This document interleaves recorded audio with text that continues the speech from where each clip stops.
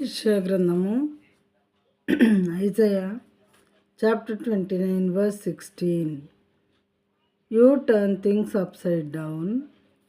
Shall the potter be regarded as the clay, that the thing made should say of its maker, he did not make me, or the thing formed say of him who formed it, he has no understanding.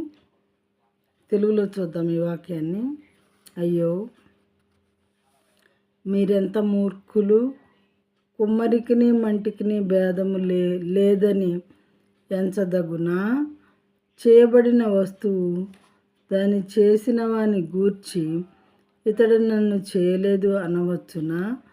రూపింపబడిన వస్తువు రూపించిన వాని చూచి ఇతనికి బుద్ధి లేదు అనవచ్చునా? అంటే మానవులమైన మనమే ఇలా అంటూ ఉన్నామన్నమాట. కుమ్మరికి మంటికి భేదం తెలియదు మీకు.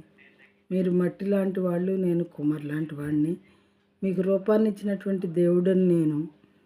చేయబడిన వస్తువు దాన్ని చేసిన వాని గూర్చి అతడు నన్ను చేయలేదు అనవచ్చా?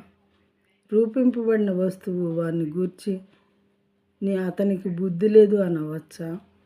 అలా కూడా దూషిస్తూ ఉన్నారు దేవుని. రకరకాలుగా దూషించే వాళ్ళు కూడా భూమి మీద ఉన్నారు. అయితే మనం దేవుని యొక్క స్వహస్తాల నుండి చేయబడినటువంటి వాళ్ళము. తల్లి గర్భంలో ఆయన స్వహస్తాల చేత రూపాన్ని పొందినటువంటి వారము. అలాంటి మానవులు ఈ రకంగా మాట్లాడుతూ ఉన్నారు. కాబట్టి దేవుడు ఈ విధంగా మనకు అర్థమయ్యేలాగా రాయించారనమాట. మీరు ఇలా అనొచ్చా, మీరు ఇలా అనొచ్చా అని.